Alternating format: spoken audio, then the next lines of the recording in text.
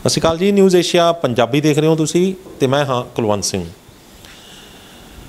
ਅੱਜ ਇੱਕ ਅਜਿਹੇ ਮਹਿਮਾਨ ਦੇ ਨਾਲ ਆਪਾਂ ਗੱਲਬਾਤ ਕਰਾਂਗੇ ਜਿਨੇ ਬਚਪਨ ਤੋਂ ਲੈ ਕੇ ਹੁਣ ਤੱਕ, ਯਾਨੀ 17 ਸਾਲ ਦੀ ਉਮਰ ਹੈ ਇਸ ਬੱਚੇ ਦੀ, ਬਚਪਨ ਤੋਂ ਲੈ ਕੇ ਹੁਣ ਤੱਕ ਡਾਕਟਰਾਂ ਦੇ ਕੋਲ ਹੀ ਚੱਕਰ ਕੱਟੇ ਨੇ, ਡਾਕਟਰਾਂ ਦੀਆਂ ਦਵਾਈਆਂ ਦੇ ਵਿੱਚ ਹੀ ਰਿਹਾ। ਸਾਰਾ ਸਰੀਰ ਦਾ ਰੋਮ ਦਵਾਈ ਦੇ ਜਿਹੜੇ ਉਹਦੇ ਕੈਮੀਕਲਸ ਦੇ ਨਾਲ ਭਰ ਗਿਆ ਸੀ ਅਤੇ ਇਹਨਾਂ ਨੂੰ ਡਿਜ਼ੀਜ਼ ਸੀਗੀ ਸਕਿਨ ਦੀ, ਚਮੜੀ ਸ਼ੁਰੂ ਹੋਈ ਸਿਰ ਦੇ ਵਿੱਚੋਂ ਸਿੱਕਰੀ ਤੋਂ, ਜਿਹੜੀ ਕਿ ਖਾਰਿਸ਼ ਕਰਨ ਦੇ ਨਾਲ ਜ਼ਖਮ ਬਣ ਜਾਂਦੀ ਸੀ।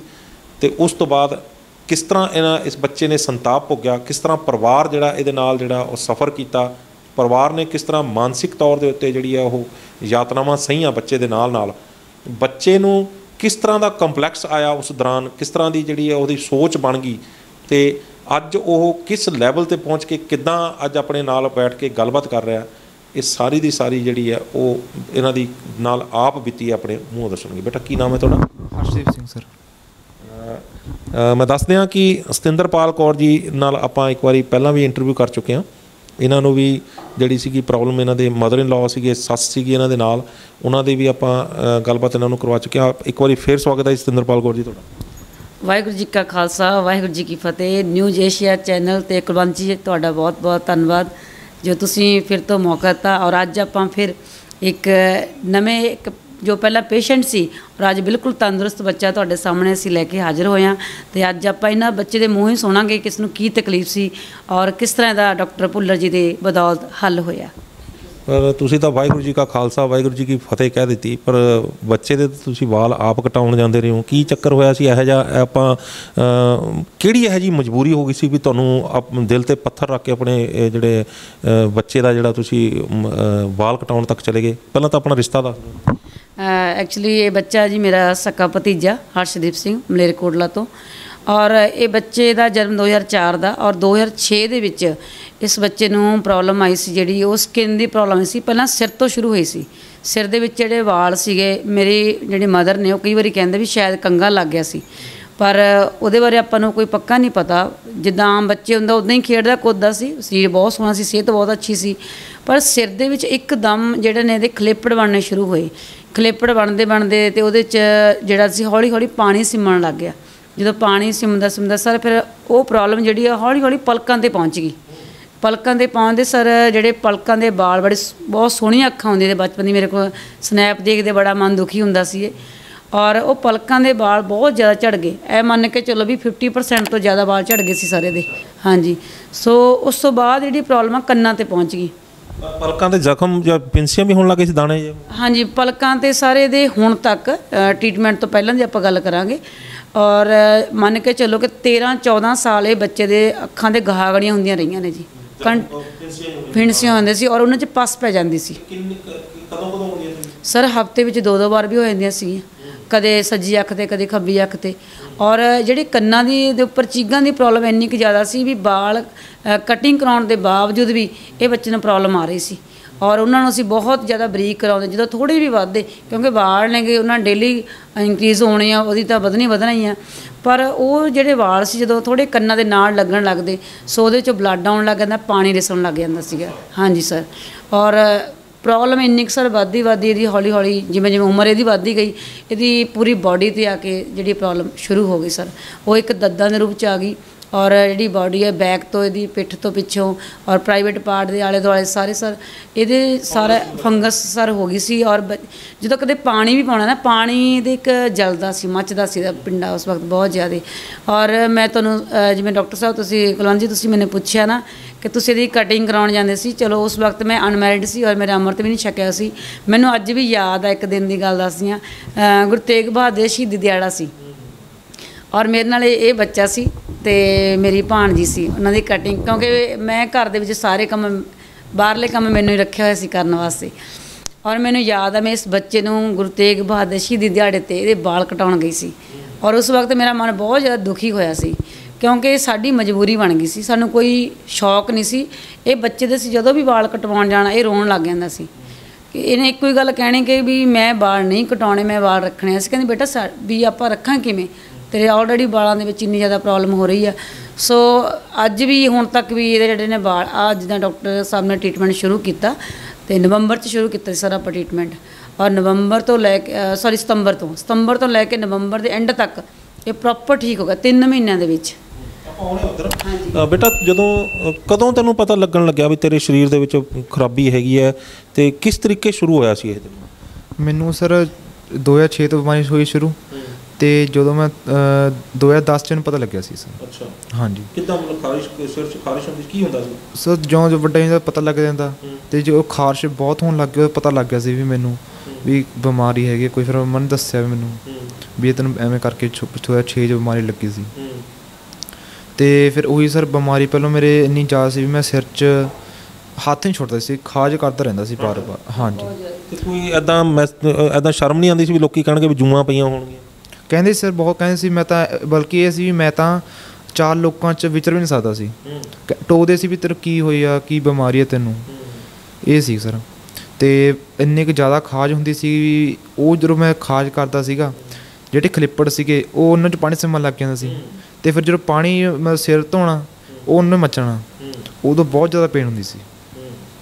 ਤੇ ਫਿਰ ਇਹੀ ਬਿਮਾਰੀ ਹੌਲੀ ਹੌਲੀ ਮੇਰੇ ਪਿਛਲੇ 3-4 ਸਾਲਾਂ ਤੋਂ ਇਹ ਹੌਲੀ ਹੌਲੀ ਕਰਕੇ ਪਹਿਲਾਂ ਤਾਂ ਮੇਰੇ ਬੋਡੀ 'ਤੇ ਆਈ, ਉੱਪਰ ਚੈਸਟ 'ਤੇ, ਹੌਲੀ ਹੌਲੀ ਕਰਕੇ ਫਿਰ ਲੱਤਾਂ ਤੱਕ ਪਹੁੰਚ ਗਈ ਸਾਰੀ ਬਿਮਾਰੀ, ਪੈਰਾਂ ਤੱਕ ਸਾਰੀ ਬਿਮਾਰੀ ਆ ਗਈ ਸੀ। ਜਦੋਂ ਸਰੀਰ 'ਤੇ ਆਈ ਉਦੋਂ ਕੀ ਹੋਣ ਲੱਗ ਗਿਆ ਫਿਰ? ਉਦੋਂ ਸਰ ਉਹ ਦੱਦਾਂ ਹੋਣ ਲੱਗ ਗਈਆਂ, ਪੇਨ, ਹਾਂਜੀ, ਖਾਰਿਸ਼ ਹੋਣ ਲੱਗ ਗਈ। ਤੇ ਪੇਨ ਵੀ ਨਹੀਂ ਕਹਿ ਸਕਦਾ ਪਰ ਖਾਰਿਸ਼ ਬਹੁਤ ਹੋਣ ਲੱਗ ਗਈ ਸੀ। ਰੈਡਨੈਸ ਦੱਦਾਂ ਦੀ ਜਿਹੜੀ ਸੀਗੀ ਰੈਡਨੈਸ ਹੋਣ ਲੱਗ ਗਈ ਸੀ। ਤੇ ਉਹ ਤੋਂ ਬਾਅਦ ਫਿਰ ਇਹ ਮੈਂ ਬਿਮਾਰੀ 3-4 ਸਾਲ ਕੱਟੀ ਹੈ ਸਰ, ਜਿਹੜੀ ਬੋਡੀ 'ਤੇ ਹੀ ਹੈ ਮੇਰੀ। ਉਹ ਤੋਂ ਪਹਿਲਾਂ ਸਿਰ 'ਤੇ ਤਾਂ ਹੈਗੀ ਸੀ ਇਹ ਬਿਮਾਰੀ, ਫਿਰ ਮੈਂ 3-4 ਸਾਲ ਇਹ ਕੱਟੀ ਬਿਮਾਰੀ। ਉਹ ਤੋਂ ਬਾਅਦ ਫਿਰ ਅਸੀਂ ਇਹਨਾਂ ਕੋਲ ਆਏ ਸੈਪਟੰਬਰ 2020 ਦੇ ਵਿੱਚ।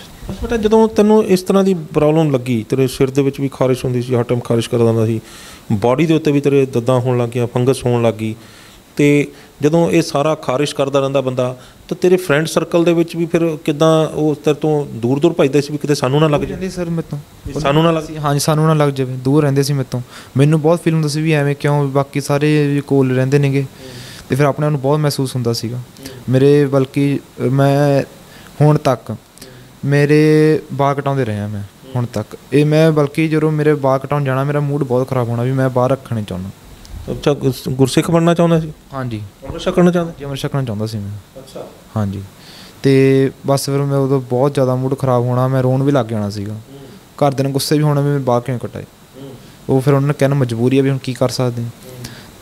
ਤੇ ਮਤਲਬ ਵੀ ਮੈਂ ਇਹ ਦਵਾਈ ਐਲੋਪੈਥੀ ਮੈਂ ਸਿਰ 12 ਸਾਲ ਖਾਧੀ ਆ, 12 ਸਾਲ ਐਲੋਪੈਥੀ ਖਾਧੀ ਹੈ, ਅਤੇ 6 ਜਿਹੜਾ ਹੈਗਾ ਆਪਣੇ 3-4 ਸਾਲ ਮੈਂ ਇਹ ਖਾਧੀ ਆ ਆਪਣੀ ਹੋਮੋਪੈਥੀ ਦਵਾਈ। 4 ਸਾਲ ਦਵਾਈ ਖਾਧੀ ਸਰ। ਤੇ ਜਦੋਂ 12 ਸਾਲ ਦਵਾਈ ਖਾਧੀ ਉਹਦੇ ਕੋਈ ਸਾਈਡ ਇਫੈਕਟ ਵੀ ਹੋਏ ਬਾਡੀ ਦੇ ਉੱਤੇ ਕੁਛ ਅਲੱਗ-ਅਲੱਗ ਤਰ੍ਹਾਂ? ਨਹੀਂ ਸਰ, ਬਸ ਉਹ ਵੀ ਸੀਗਾ ਸਾਈਡ ਇਫੈਕਟ। ਤਾਂ ਕੀ ਸੀਗਾ ਸਰ, ਜਿੰਨ ਤੱਕ ਐਂ ਸੀ ਵੀ ਜਿੰਨ ਤੱਕ ਦਵਾਈ ਲਾਉਂਦੇ ਸੀ ਆਪਾਂ ਵੀ ਉਨ ਤੱਕ ਠੀਕ ਰਹਿਣਾ, ਅਤੇ ਜਦੋਂ ਛੱਡਦੀ ਹੈ ਹਲਕੀ ਜੀ ਜਦੀ ਫੇਰ ਹੋਣ ਲੱਗ ਜਾਣਾ। ਅੱਛਾ, ਕੁਛ ਖਾਣ ਨੂੰ ਦਿੰਦੇ ਸੀ ਜਾਂ ਫਿਰ ਉੱਤੇ ਕੋਈ ਲਗਾਉਣ ਨੂੰ ਵੀ ਦਿੰਦੇ ਸੀ? ਸਰ ਪਹਿਲਾਂ ਤਾਂ ਜਿਵੇਂ ਐਲੋਪੈਥੀ ਦੀਆਂ ਟੈਬਲੇਟਸ ਹੁੰਦੀਆਂ ਉਹ ਦਿੱਤੀਆਂ ਸੀ। ਇੱਕ ਹੋਮੋਪੈਥੀ ਵਿੱਚ ਇਹ ਸੀ ਵੀ ਕਰੀਮ ਜੀ ਦਿੰਦੇ ਸਰ ਇੱਕ, ਬਾਕੀ ਜਿਹੜੀਆਂ ਗੋਲੀਆਂ ਹੁੰਦੀਆਂ ਨੇ ਖਾਣ ਵਾਲੀਆਂ ਉਹ ਹੁੰਦੇ ਸੀ ਉਹਦੇ। ਅਤੇ ਫਿਰ ਇਸ ਦੌਰਾਨ ਜਿਹੜਾ ਸੀਗਾ ਜਦੋਂ ਤੈਨੂੰ ਇਹ ਪ੍ਰੋਬਲਮ ਲੱਗਦੀ ਸੀ, ਪੜ੍ਹਾਈ ਦੇ ਉੱਤੇ ਵੀ ਅਸਰ ਪਿਆ ਤੇਰਾ? ਹਾਂਜੀ ਸਰ, ਪੜ੍ਹਾਈ 'ਤੇ ਵੀ ਅਸਰ ਪੈਣ ਲੱਗਿਆ ਸੀਗਾ। ਅਤੇ ਕਿਉਂਕਿ ਪੜ੍ਹਾਈ ਨੂੰ ਟਾਈਮ ਹੀ ਨਹੀਂ ਦੇ ਪਾਉਂਦਾ ਸੀਗਾ ਮੈਂ, ਕਿਉਂਕਿ ਖਾਸ ਹੋਣ ਲੱਗੀ ਸੀ, ਧਿਆਨ ਨਹੀਂ ਲੱਗਦਾ ਸੀਗਾ, ਅਤੇ ਥੋੜ੍ਹਾ ਵੀਕ ਵੀ ਹੋਣ ਲੱਗ ਗਿਆ ਸੀਗਾ ਮੈਂ ਪੜ੍ਹਾਈ ਦੇ ਵਿੱਚ। ਹਾਂਜੀ। ਅਤੇ ਫਿਰ ਭੈਣ ਜੀ ਇਹ ਦੱਸੋ ਕਿ ਜਦੋਂ ਇਸ ਲੈਵਲ ਤੱਕ ਆਪਾਂ ਆਪਣੇ ਬੱਚੇ ਨੇ ਸੰਤਾਪ ਭੋਗਿਆ ਹੈਗਾ, ਅਤੇ ਡਾਕਟਰਸ ਉਸ ਦੌਰਾਨ ਜਿਹੜੇ ਸੀ ਉਹ ਕੀ ਕਹਿੰਦੇ ਸੀ ਤੁਹਾਨੂੰ? ਕਿਹੜੇ ਡਾਕਟਰਾਂ ਕੋਲ ਗਏ ਅਤੇ ਕਿੰਨਾ ਕੁ ਪੈਸਾ ਲੱਗ ਗਿਆ? ਸਰ ਜਦ ਇਹ ਬੱਚਾ ਛੋਟਾ ਸੀਗਾ ਸੋ ਉਸ ਵਕਤ ਡਾਕਟਰ ਇਹ ਕਹਿੰਦੇ ਸੀ ਵੀ ਜਦੋਂ ਵੱਡਾ ਹੋ ਗਿਆ ਠੀਕ ਹੋ ਜਾਏਗਾ। ਸੋ ਅਸੀਂ ਵੱਡੇ ਦੀ ਉਮੀਦ ਵਿੱਚ ਹੀ ਅਤੇ 15 ਸਾਲ ਕੱਢਦੇ ਕਿ ਸਾਨੂੰ ਲੱਗਿਆ ਅੱਜ ਠੀਕ ਹੋਇਆ। ਮੈਂ ਤੁਹਾਨੂੰ ਪਹਿਲਾਂ ਵੀ ਦੱਸ ਕੇ ਹਟੀ ਸੀ ਗੱਲ ਕਿ ਮੈਂ ਜਦੋਂ ਜੋਬ ਤੋਂ ਆਉਣਾ ਕਈ ਵਾਰੀ ਮਨ ਕਰਨਾ ਕਿ ਚਲੋ ਮਿਲ ਕੇ ਚੱਲਦੇ ਹਾਂ। ਜਦੋਂ ਵੀ ਇਹਨੂੰ ਮੈਂ ਮਿਲਣਾ ਮੈਂ ਹਮੇਸ਼ਾ ਕੋਲ ਬਿਠਾ ਕੇ ਇਹ ਕਹਿਣਾ ਵੀ ਤੂੰ ਕਦੋਂ ਠੀਕ ਹੋਏਗਾ ਬੇਟੇ। ਇੰਨੀ ਕੁ ਜ਼ਿਆਦਾ ਇਹਨੂੰ ਮਤਲਬ ਪ੍ਰੋਬਲਮ ਸੀ ਬਹੁਤ ਜ਼ਿਆਦਾ, ਅਤੇ ਇਹਨੇ ਬੈਠੇ ਨੇ ਖੁਰਕੀ ਜਾਣਾ ਹਰ ਵਕਤ ਆਪਣਾ ਸਿਰ। ਇੱਕ ਜਿਵੇਂ ਆਪਾਂ ਕਹਿੰਦੇ ਨੇ ਬੱਚਾ ਬੌਂਦਲਾ ਜਿਹਾ ਬੈਠਾ ਸਰ, ਇਹਦੀ ਉਹ ਹਾਲਤ ਹੁੰਦੀ ਸੀਗੀ। ਔਰ ਬਾਹਰ ਜਿਵੇਂ ਬੱਚਾ ਦੱਸ ਕੇ ਹਟਿਆ ਤੁਹਾਨੂੰ, ਅਤੇ ਬਾਹਰ ਕਿਸੇ ਫਰੈਂਡ ਸਰਕਲ ਵਿੱਚ ਜਾਂਦਾ ਨਹੀਂ ਸੀ ਜੀ ਇਹ, ਕਿਉਂਕਿ ਬੋਆਇਜ਼ ਜਿਹੜੇ ਨੇ ਹੁੰਦਾ ਹੀ ਆਪਾਂ ਨੂੰ ਇੱਕ ਦੂਜੇ ਨੂੰ ਦੇਖਦੇ ਤਾਂ ਪਤਾ ਲੱਗਦਾ, ਕਿਉਂਕਿ ਇਹ ਪ੍ਰੋਬਲਮ ਜਿਉਂ-ਜਿਉਂ ਯੰਗ ਹੋ ਰਿਹਾ ਸੀ, ਵੱਡਾ ਹੋ ਰਿਹਾ ਸੀ, ਸਰੀਰ 'ਤੇ ਵੀ ਆ ਰਹੀ ਸੀ। ਹਿਚਕਚਾਹਟ ਬਹੁਤ ਇਹਦੇ ਅੰਦਰ, ਕੰਪਲੈਕਸ ਬਹੁਤ ਜ਼ਿਆਦਾ ਇਹਦੇ ਅੰਦਰ ਆ ਗਿਆ ਸੀ। ਫਿਰ ਹੌਲੀ ਹੌਲੀ ਚਲੋ ਦੇਖੋ ਇਹਦੇ ਮਦਰ ਨੇਗੇ ਮੇਰੇ ਭਾਬੀ ਜੀ, ਉਹਨਾਂ ਨੇ ਬੜਾ ਇਹਨੂੰ ਮਤਲਬ ਘਰ ਦੇ ਵਿੱਚ ਸਾਡੇ ਫਰੈਂਡ ਸਰਕਲ ਜਾਂ ਬੱਚਿਆਂ ਦਾ ਇੱਕ ਤਰ੍ਹਾਂ ਦਾ ਕੋਈ ਇੱਦਾਂ ਨਹੀਂ ਹੈ, ਇਹਨੂੰ ਬਾਕਾਇਦਾ ਫਿਰ ਸਾਈਡ 'ਤੇ ਲਿਜਾ ਕੇ ਚੈੱਕ ਕਰਨਾ ਉਹਨਾਂ ਨੇ ਖੁਦ ਵੀ ਮੈਨੂੰ ਦਿਖਾ ਤੈਨੂੰ ਕਿੱਥੇ ਕਿੱਥੇ ਤਕਲੀਫ ਆ। ਫਿਰ ਸਾਨੂੰ ਸਾਰਾ ਕਲੀਅਰ ਹੋਇਆ ਕਿਉਂਕਿ ਇਹਨੂੰ ਇਸ ਮੈਂ ਕੀ ਦੱਸਾਂ। ਫਿਰ ਇਹਨੂੰ ਜਦੋਂ ਪਤਾ ਲੱਗਿਆ ਸਾਨੂੰ ਕਿ ਇਹਦੀ ਬੈਕ 'ਤੇ ਵੀ ਆ, ਪ੍ਰਾਈਵੇਟ ਪਾਰਟ ਦੇ ਕੋਲ ਵੀ, ਆਲੇ ਦੁਆਲੇ ਸਾਰੇ ਇੱਥੇ ਹੈਗਾ ਥਾਈ ਦੇ ਕੋਲ ਸਾਰੇ, ਇਹ ਬਹੁਤ ਜ਼ਿਆਦਾ ਤਕਲੀਫ ਚੱਲ ਰਿਹਾ ਸੀਗਾ। ਪਰ ਉਹੀ ਗੱਲ ਕਿ ਬੱਚਾ ਵੱਡਾ ਹੋ ਰਿਹਾ ਸੀ, ਇਹਨੂੰ ਹਿਚਕਚਾਹਟ ਹੋ ਰਹੀ ਸੀ ਦੱਸਣ ਦੇ ਵਿੱਚ। ਸੋ ਜੇ ਐਲੋਪੈਥੀ ਦਾ ਸਰ ਪਤਾ ਨਹੀਂ ਕਿੰਨਾ ਕੁ ਟ੍ਰੀਟਮੈਂਟ ਕਰਾਇਆ, ਕਿੰਨਾ ਪੈਸਾ ਲੱਗਣਾ ਸਰ 1.5 ਲੱਖ ਤਾਂ ਲਗਾ ਹੀ ਦਿੱਤਾ ਹੋਊਗਾ ਜੀ, ਕਿਉਂਕਿ ਕੰਟੀਨਿਊ ਮੈਡੀਸਨ ਚੱਲਦੀ ਰਹੀ ਹੈ। ਹੋਮੋਪੈਥੀ ਦੀ ਮੈਡੀਸਨ ਥੋੜ੍ਹੀ ਜਿਹੀ ਸਸਤੀ ਹੁੰਦੀ ਆ, ਫਰਕ ਹੁੰਦਾ ਗਾ। ਸੋ ਉਹ ਵੀ ਟ੍ਰੀਟਮੈਂਟ ਕਿੰਨਾ ਟਾਈਮ ਚੱਲਦਾ ਰਿਹਾ, ਪਰ ਉਹੀ ਗੱਲ ਕਿ ਫਰਕ ਨਹੀਂ ਸਰ ਕਿਤੋਂ ਵੀ ਪਿਆ, ਕਿਤੋਂ ਵੀ ਸਾਨੂੰ ਫਰਕ ਨਹੀਂ ਪਿਆ। ਬੜਾ ਦੁੱਖ ਹੁੰਦਾ ਸੀ ਵੀ ਉਹ ਦਿਨ ਕਦੋਂ ਆਊਗਾ ਜਦੋਂ ਇਹ ਬੱਚਾ ਵੀ ਆਮ ਬੱਚਾ ਵਾਂਗ ਨੋਰਮਲ ਆਪਣੀ ਜ਼ਿੰਦਗੀ ਜਿਉ ਸਕੇਗਾ। ਸੋ ਵਾਹਿਗੁਰੂ ਦੀ ਕਿਰਪਾ ਨਾਲ ਡਾਕਟਰ ਸਾਹਿਬ ਦੇ ਨਾਲ ਜਦੋਂ ਫਿਰ ਇਹ ਤੁਸੀਂ ਜਦੋਂ ਸਾਰੇ ਪਾਸੋਂ ਕਰਾ ਲਿਆ ਤਾਂ ਫਿਰ ਪਹਿਲੀ ਵਾਰ ਜਿਹੜਾ ਡਾਕਟਰ ਸਾਹਿਬ ਨੂੰ ਮਤਲਬ ਦਵਾਈ ਕਦੋਂ ਸ਼ੁਰੂ ਕੀਤੀ, ਕਦੋਂ ਪਹਿਲੀ ਵਾਰ ਜਿਹੜੀ ਇਹ ਦਵਾਈ ਸਟਾਰਟ ਕੀਤੀ ਸੀ ਅਤੇ ਕਿੰਨਾ ਸਮਾਂ ਦੇ ਵਿੱਚ ਤੁਹਾਨੂੰ ਰਿਜ਼ਲਟ ਮਿਲਣੇ ਸ਼ੁਰੂ ਹੋ ਗਏ? ਐਕਚੁਅਲੀ ਸਰ ਜਿਹੜੇ ਮੇਰੇ ਮਦਰ ਨੇ ਪਹਿਲਾਂ ਤਾਂ ਉਹਨਾਂ ਟ੍ਰੀਟਮੈਂਟ ਸ਼ੁਰੂ ਕੀਤਾ, ਉਹ ਠੀਕ ਹੋਏ। ਉਸ ਤੋਂ ਸਾਡਾ ਇੱਕ ਯਕੀਨ ਸਾਡਾ ਬਣ ਗਿਆ ਕਿ ਵਾਕਈ ਠੀਕ ਹੋ ਸਕਦਾ। ਫਿਰ ਡਾਕਟਰ ਭਜਨ ਜੀ ਔਰ ਉਹਨਾਂ ਦੇ ਨਾਲ ਅਸੀਂ ਦੋਨਾਂ ਨੇ ਰਲ ਕੇ ਅਸੀਂ ਮਲੇਰਕੋਟਲਾ ਗਏ, ਪਰਿਵਾਰ ਨੂੰ ਮਿਲੇ, ਇਹਦੇ ਮਦਰ ਨੂੰ ਮਿਲੇ ਔਰ ਸਾਰੇ ਪਰਿਵਾਰ ਨੂੰ ਬਿਠਾ ਕੇ ਗੱਲ ਕੀਤੀ, ਸਮਝਾਇਆ ਵੀ ਸਾਨੂੰ ਇੱਕ ਮੌਕਾ ਜ਼ਰੂਰ ਦਿਓ ਵੀ ਜਿੱਦਾਂ ਸਾਡੇ ਮਦਰ ਠੀਕ ਹੋ ਗਏ ਵੀ ਇਹ ਵੀ ਠੀਕ ਹੋ ਸਕਦੇ। ਇੰਨੇ ਲੋਕ ਠੀਕ ਹੋ ਰਹੇ ਨੇ ਅਤੇ ਉਹਨਾਂ ਨੂੰ ਇਹ ਸੀ ਵੀ ਇਹਨੂੰ ਇੰਨਾ ਤਾਂ ਅਸੀਂ ਟ੍ਰੀਟਮੈਂਟ ਦੇ ਚੁੱਕੇ ਹਾਂ ਵੀ ਸਾਨੂੰ ਨਹੀਂ ਲੱਗ ਰਿਹਾ ਵੀ ਕਦੇ ਠੀਕ ਹੋਊਗਾ ਮੁੜ ਕੇ। ਹੁਣ ਬੱਚਾ ਐਡਾ ਵੱਡਾ ਵੀ ਹੋ ਗਿਆ, ਕੋਈ ਚੇਂਜ ਆ ਨਹੀਂ ਰਿਹਾ। ਸੋ ਫਿਰ ਅਸੀਂ ਕਹਿ ਰਹੇ ਸਾਨੂੰ ਇੱਕ ਵਾਰ ਫਿਰ ਡਾਕਟਰ ਭਜਨ ਜੀ ਨੇ ਵੀ ਇਹ ਗੱਲ ਕਹੀ, ਕਿਉਂਕਿ ਉਹਨਾਂ ਦਾ ਮੇਰੇ ਤੋਂ ਜ਼ਿਆਦਾ ਐਕਸਪੀਰੀਅੰਸ ਸੀ। ਉਹ ਕਹਿੰਦੇ ਸਾਨੂੰ 3 ਮਹੀਨੇ ਦੇ ਦਿਓ, 90 ਦਿਨ ਦੇ ਦਿਓ ਅਤੇ ਉਸ ਤੋਂ ਬਾਅਦ ਡਿਸੀਜਨ ਤੁਹਾਡਾ ਹੋਊਗਾ, ਪਰ 3 ਮਹੀਨੇ ਤੁਸੀਂ ਜਿੱਦਾਂ ਅਸੀਂ ਤੁਹਾਨੂੰ ਕਹਾਂਗੇ ਉਸ ਤਰੀਕੇ ਨਾਲ ਤੁਸੀਂ ਟ੍ਰੀਟਮੈਂਟ ਸ਼ੁਰੂ ਕਰੋ ਔਰ ਰਿਜ਼ਲਟ ਤੁਹਾਡੇ ਸਾਹਮਣੇ ਹੋਏਗਾ। ਜੋ ਪਰਹੇਜ਼ ਦੱਸਾਂਗੇ ਉਹ ਪਰਹੇਜ਼ ਰੱਖਣੇ ਪੈਣਗੇ। ਸੋ ਸਰ ਅਸੀਂ ਸਤੰਬਰ ਦੇ ਵਿੱਚ ਟ੍ਰੀਟਮੈਂਟ ਸ਼ੁਰੂ ਕੀਤਾ ਸੀ, ਸਤੰਬਰ 2020 ਦੇ ਵਿੱਚ ਟ੍ਰੀਟਮੈਂਟ ਸ਼ੁਰੂ ਕੀਤਾ ਸੀ। ਨਵੰਬਰ ਦੇ ਵਿੱਚ ਇਹ ਬੱਚਾ ਬਿਲਕੁਲ ਠੀਕ ਹੋ ਗਿਆ ਸੀ ਔਰ ਅੱਜ ਇਹਦਾ ਕੋਈ ਮੈਡੀਸਨ ਨਹੀਂ, ਕੁਛ ਨਹੀਂ ਚੱਲ ਰਿਹਾ ਸਰ, ਔਰ ਇਹ ਬਿਲਕੁਲ ਨੋਰਮਲ ਆ ਸਰ ਇਸ ਵਕਤ। ਤੇ ਜਿਹੜੀ ਦਵਾਈ ਸੀ ਫਿਰ ਉਹ 1.5 ਲੱਖ ਰੁਪਇਆ ਤਾਂ ਲੱਗ ਗਿਆ ਹੋਣਾ ਫਿਰ ਇਸ ਦਵਾਈ 'ਤੇ ਵੀ? ਬਿਲਕੁਲ ਸਰ ਕੰਟੀਨਿਊ ਹੁਣ ਜਿਹੜੀ ਦਵਾਈ ਲਿੱਤੀ? ਨਹੀਂ ਸਰ, ਹੁਣ ਤਾਂ ਸਰ ਮੰਨ ਕੇ ਚੱਲੋ ਵੀ 7-8 ਹਜ਼ਾਰ ਰੁਪਏ ਕਹਿ ਸਕਦੇ ਹਾਂ। ਯਾਨੀ 3 ਮਹੀਨੇ ਦਾ 7-8 ਹਜ਼ਾਰ ਰੁਪਏ ਲੱਗਿਆ ਸਰ? ਬਿਲਕੁਲ ਸਰ, ਬਿਲਕੁਲ, ਇਸ ਤੋਂ ਜ਼ਿਆਦਾ ਨਹੀਂ। 10 ਤੁਸੀਂ ਹੱਦ ਕਹਿ ਸਕਦੇ ਹੋ। ਪਰ ਡਾਕਟਰ ਲੋਕੀ ਤਾਂ ਬਹੁਤ ਰੌਲਾ ਪਾ ਰਹੇ ਨੇ ਵੀ ਬਹੁਤ ਮਹਿੰਗੀ ਦਵਾਈ ਮਿਲਦੀ ਹੈ ਇੱਥੋਂ। ਨਹੀਂ ਸਰ, ਕੋਈ ਮਹਿੰਗੀ ਨਹੀਂ। ਦੇਖੋ ਆਪਾਂ ਡਾਕਟਰ ਜਦੋਂ ਐਲੋਪੈਥੀ ਡਾਕਟਰ ਕੋਲ ਜਾਂਦੇ ਹਾਂ ਅਤੇ ਡਾਕਟਰ ਕਿੰਨੀਆਂ ਸਕੈਨ ਕਰਾਉਣ ਕਹਿੰਦਾ, ਰਿਪੋਰਟਾਂ ਕਰਾਉਣ, ਉਸ ਤੋਂ ਤਾਂ ਸਰ ਸਸਤੀ ਹੈ। ਨੰਬਰ 2 ਤੇ ਗੱਲ ਇਹ ਹੈਗੀ ਕਿ ਸਾਡੇ ਕੋਲ ਰਿਜ਼ਲਟ ਆ।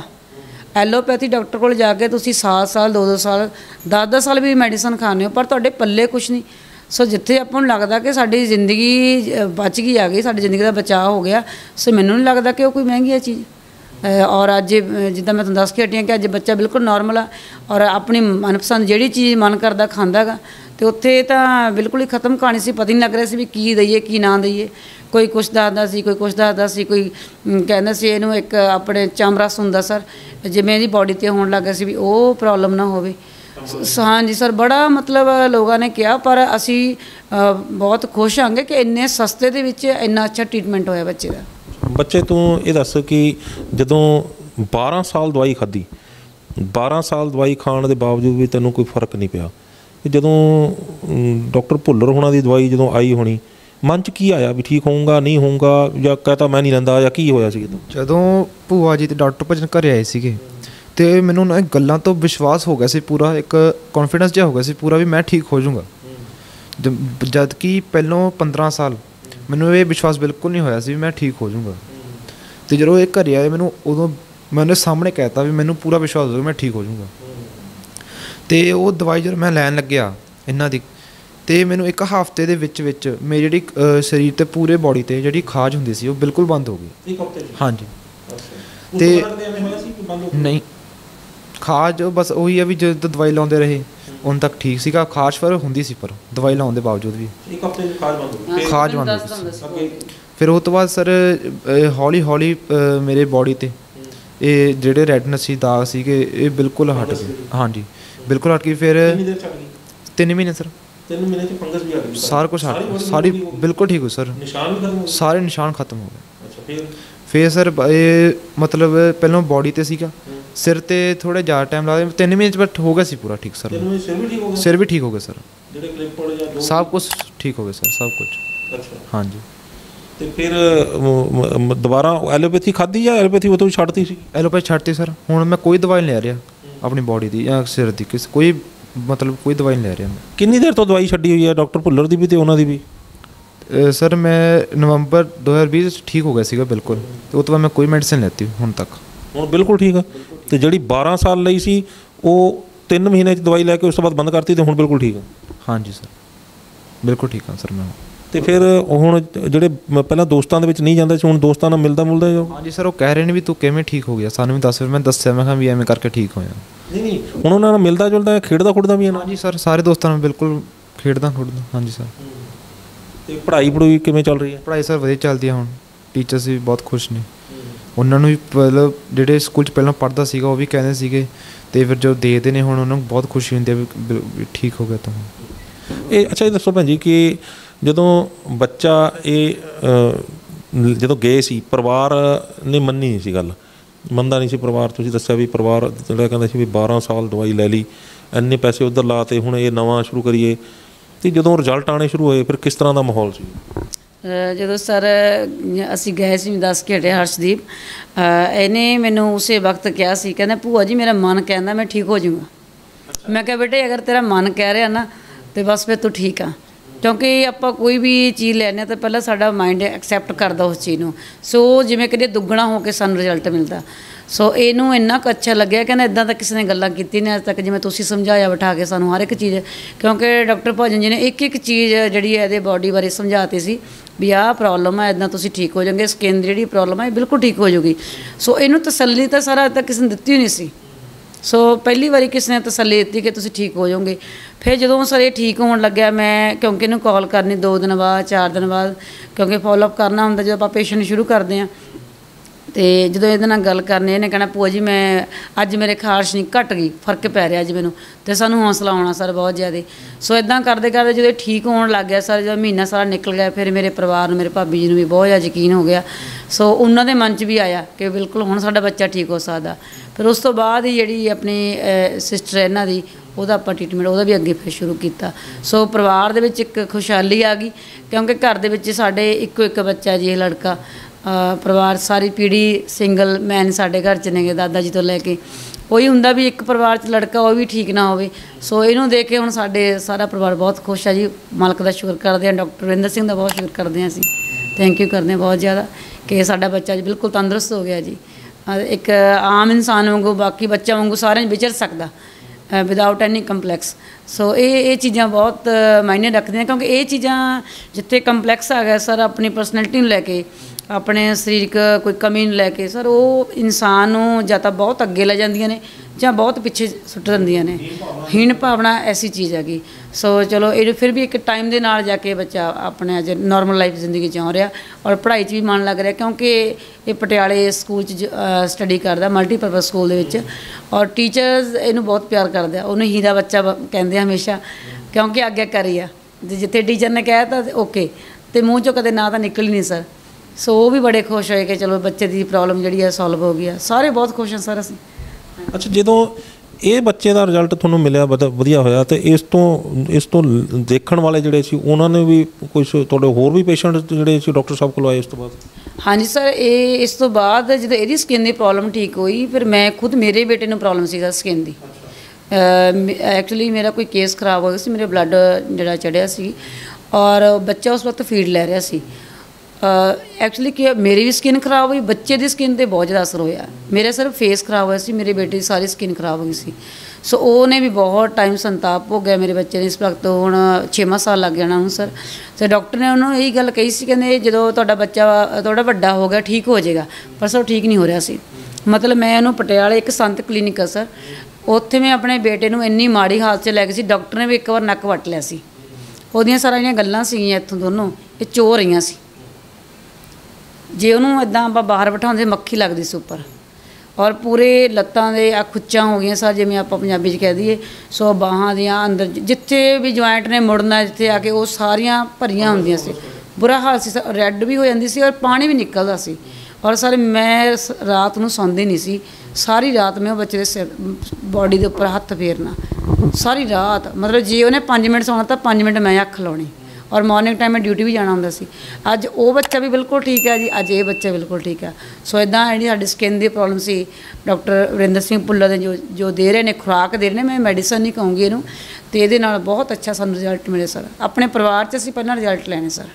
ਹਾਂਜੀ। ਅੱਛਾ ਬੱਚੇ, ਇਹ ਦੱਸ, ਤੂੰ ਠੀਕ ਹੋ ਗਿਆ ਤੇ ਜਿਹੜੇ ਦੇਖ ਰਹੇ ਨੇ ਕੀ ਕਹੇਗਾ ਉਹਨਾਂ ਨੂੰ? ਮੈਂ ਇਹੀ ਕਹਿਣਾ ਚਾਹੁੰਦਾ ਵੀ ਸਭ ਤੋਂ ਪਹਿਲਾਂ ਤਾਂ ਮੈਂ ਥੈਂਕਸ ਕਰਨਾ ਚਾਹੁੰਦਾ ਵਰਿੰਦਰ ਸਰ ਦਾ, ਵੀ ਜਿਨ੍ਹਾਂ ਦੀ ਬਦੌਲਤ ਅੱਜ ਮੈਂ ਠੀਕ ਹੋਇਆ। ਅਤੇ ਦੂਜਾ ਇਹ ਕਹਿਣਾ ਚਾਹੁੰਦਾ ਵੀ ਕੁਦਰਤ ਨਾਲ ਜੁੜੋ ਜਿੰਨਾ ਜੁੜੇ ਜਾ ਸਕਦਾ, ਕਿਉਂਕਿ ਆਪਾਂ ਦੇਖ ਰਹੇ ਹਾਂ ਹੁਣ ਵੀ ਕਰੋਨਾ ਵਾਇਰਸ। ਕੁਦਰਤ ਨਾਲ ਜੁੜ ਕੇ ਅਤੇ ਜਿਹੜੇ ਇਲਾਜ ਵੀ ਜਿਹੜਾ ਉਹ ਕੁਦਰਤੀ ਢੰਗ ਨਾਲ ਕਰੋ। ਹਾਂਜੀ, ਕੁਦਰਤੀ ਢੰਗ ਨਾਲ ਇਲਾਜ ਕਰੀਏ ਆਪਾਂ ਜੀ। ਬਹੁਤ ਬਹੁਤ ਧੰਨਵਾਦ ਬੇਟਾ ਤੁਹਾਡਾ, ਬਹੁਤ ਥੈਂਕ ਯੂ ਸਰ। ਬਹੁਤ ਧੰਨਵਾਦ ਤੁਹਾਡਾ। ਓਕੇ ਸਰ, ਸਤਿ ਸ਼੍ਰੀ ਅਕਾਲ ਜੀ। ਸੋ ਕੇਸ ਹਿਸਟਰੀ ਤੁਹਾਡੇ ਸਾਹਮਣੇ ਹੈ, ਜ਼ਿੰਦਾ ਮਿਸਾਲ ਹੈ ਕਿ ਕਿਸ ਤਰ੍ਹਾਂ ਲੰਮਾ ਸਮਾਂ ਸੰਤਾਪ ਹੋ ਗਿਆ। 12 ਸਾਲ ਚਮੜੀ ਇੱਕ ਰੋਗ ਬਣ ਕੇ ਰਹਿ ਗਈ ਸੀ। ਜਿਹੜੀ ਚਮੜੀ ਸਰੀਰ ਦੀ ਚਾਦਰ ਹੁੰਦੀ ਹੈ, ਸਰੀਰ ਨੂੰ ਢੱਕ ਕੇ ਰੱਖਦੀ ਹੈ, ਸਾਰਾ ਦੁੱਖ ਜਿਹੜਾ ਆਪਣੇ ਉੱਤੇ ਸਹਿੰਦੀ ਹੈ, ਅੰਦਰਲੇ ਜਿਹੜੇ ਵਾਈਟਲ ਔਰਗਨਸ ਨੇ ਉਹ ਖਰਾਬ ਨਾ ਹੋ ਜਾਣ ਉਸ ਤੋਂ ਬਚਾਉਂਦੀ ਹੈ। ਅਤੇ ਉਹ ਚਮੜੀ ਜਿਹੜੀ ਹੈ ਇਹ ਕਿਸ ਤਰੀਕੇ ਦੇ ਨਾਲ ਇਹਨਾਂ ਦੀ ਖਰਾਬ ਹੋ ਗਈ ਬੱਚੇ ਦੀ, ਕਿਸ ਤਰੀਕੇ ਦੇ ਨਾਲ ਸਿਰ ਤੋਂ ਲੈ ਕੇ ਪੈਰ ਤੱਕ ਇਹ ਦੁੱਖ ਦੇ ਵਿੱਚ ਡੁੱਬਿਆ ਰਿਹਾ ਬੱਚਾ, ਉਹਦੇ ਨਾਲ ਨਾਲ ਪਰਿਵਾਰ ਵੀ ਡੁੱਬਿਆ ਰਿਹਾ। 1.5 ਲੱਖ ਦੇ ਕਰੀਬ ਜਿਹੜਾ ਪੈਸਾ ਖਰਚਿਆ, ਸਰੀਰ ਫਿਰ ਵੀ ਠੀਕ ਨਾ ਹੋਇਆ। ਦਿਨ ਰਾਤ ਜਿਹੜੇ ਸੀ ਟੈਨਸ਼ਨ 'ਚ ਰਹਿੰਦੇ ਸੀ, ਸੰਤਾਪ ਭੋਗਦੇ ਰਹਿੰਦੇ ਸੀ, ਦਰਦ ਭੋਗਦੇ ਰਹਿੰਦੇ ਸੀ। ਫਿਰ ਜਦੋਂ ਦਵਾਈ ਬਦਲੀ, ਪੱਧਤੀ ਬਦਲੀ, ਅਤੇ ਰਿਜ਼ਲਟ ਜਿਹੜੇ ਸੀ 1 ਹਫ਼ਤੇ 'ਚ ਆਉਣੇ ਸ਼ੁਰੂ ਹੋ ਗਏ। ਜਿੱਦਾਂ ਜਿੱਦਾਂ ਸਮਾਂ ਦੇ ਅਨੁਸਾਰ ਜਿਹੜੇ ਡਾਕਟਰ ਭੁੱਲਰ ਦੀ ਦਵਾਈ ਲੈਂਦੇ ਗਏ, ਉੱਦਾਂ ਜਿਹੜੇ ਰਿਜ਼ਲਟ ਮਿਲਦੇ ਚਲੇ ਗਏ। 3 ਮਹੀਨੇ ਜਿਹੜੇ ਪਹਿਲਾਂ 12 ਸਾਲ ਦਵਾਈ ਖਾ ਕੇ ਠੀਕ ਨਹੀਂ ਹੋਏ ਸੀ, 3 ਮਹੀਨੇ ਦੇ ਵਿੱਚ ਇਹਨਾਂ ਨੇ ਦਵਾਈ ਪੂਰੀ ਕੰਪਲੀਟ ਕੀਤੀ। ਦਵਾਈ ਕੰਪਲੀਟ ਖਤਮ ਕਰਨ ਤੋਂ ਬਾਅਦ ਅੱਜ ਤੱਕ ਇਹਨਾਂ ਨੇ ਕੋਈ ਦਵਾਈ ਨਹੀਂ ਲਈ, ਅਤੇ ਅੱਜ ਇਹ ਬੱਚਾ ਬਿਲਕੁਲ ਤੁਹਾਡੇ ਸਾਹਮਣੇ ਤੰਦਰੁਸਤ ਔਰ ਠੀਕ ਹੈ, ਔਰ ਦੂਸਰਿਆਂ ਨੂੰ ਅਪੀਲ ਕਰ ਰਿਹਾ ਕਿ ਤੁਸੀਂ ਵੀ ਜਿਹੜੀ ਆ ਉਹ ਅਜਿਹੀਆਂ ਕੈਮੀਕਲ ਜਿਹੜੀਆਂ ਦਵਾਈਆਂ ਦੇ ਵਿੱਚ ਖੜਾ ਛੱਡ ਕੇ ਅਤੇ ਜਿਹੜੇ ਕੁਦਰਤ ਨਾਲ ਜੁੜੋ। ਕੁਦਰਤ ਨਾਲ ਜੁੜੋ ਮਤਲਬ ਕਿ ਦਵਾਈਆਂ ਜਿਹੜੀਆਂ ਨੇ ਅਜਿਹੇ ਢੰਗ ਦੀਆਂ, ਖੁਰਾਕ ਜਿਹੜੀ ਅਜਿਹੇ ਢੰਗ ਦੀ ਹੋਵੇ ਜਿਹੜੀ ਕੁਦਰਤ ਵੱਲੋਂ ਸਿੱਧੇ ਤੌਰ ਦੇ ਉੱਤੇ ਤੁਹਾਡੇ ਕੋਲ ਆਈ ਹੋਵੇ। ਅਤੇ ਤੁਹਾਡੇ ਸਾਹਮਣੇ ਹੈ ਕੇਸ ਹਿਸਟਰੀ, ਤੁਹਾਡੇ ਸਾਹਮਣੇ ਹੈ ਕਿਸ ਤਰੀਕੇ ਦੇ ਨਾਲ ਇਹਨਾਂ ਨੇ ਡਾਕਟਰ ਵਰਿੰਦਰ ਸਿੰਘ ਭੁੱਲਰ ਹੋਣਾ ਦੀ ਦਵਾਈ ਦੇ ਨਾਲ, ਜਿਹੜੇ ਉਹਨਾਂ ਦੀ ਖੁਰਾਕ ਦੇ ਨਾਲ ਜਿਹੜੀ ਹੈ ਇਹ ਅੱਜ ਬਿਲਕੁਲ ਤੰਦਰੁਸਤ ਹੈ। ਤੁਹਾਨੂੰ ਇਹ ਗੱਲਬਾਤ ਕਿਵੇਂ ਲੱਗੀ? ਆਪਣੀ ਰਾਏ ਸਾਨੂੰ ਸਾਡੇ ਕਮੈਂਟ ਬਾਕਸ 'ਚ ਜ਼ਰੂਰ ਦੇਣਾ। ਜੇਕਰ ਵੀਡੀਓ ਚੰਗੀ ਲੱਗੀ ਹੈ ਤਾਂ ਇਸ ਨੂੰ ਲਾਈਕ ਅਤੇ ਸ਼ੇਅਰ ਜ਼ਰੂਰ ਕਰ ਦਿਓ, ਤਾਂ ਕਿ ਇਸ ਤਰ੍ਹਾਂ ਦੀ ਕੇਸ ਹਿਸਟਰੀ ਜੇਕਰ ਹੋਰ ਕਿਸੇ ਦੀ ਹੋਵੇ ਤਾਂ ਉਸ ਨੂੰ ਵੀ ਫਾਇਦਾ ਹੋ ਸਕੇ। ਸਾਡੇ ਚੈਨਲ ਨੂੰ ਲਾਈਕ ਅਤੇ ਸਬਸਕ੍ਰਾਈਬ ਕਰਨਾ ਨਾ ਭੁੱਲਿਓ। ਅਗਲੀ ਵਾਰ ਫਿਰ ਹਾਜ਼ਰ ਹੋਵਾਂਗੇ ਇੱਕ ਨਵੇਂ ਮੁੱਦੇ, ਇੱਕ ਨਵੇਂ ਮਹਿਮਾਨ ਦੇ ਨਾਲ। ਉਦੋਂ ਤੱਕ ਮੈਨੂੰ ਦਿਓ ਇਜਾਜ਼ਤ। ਧੰਨਵਾਦ।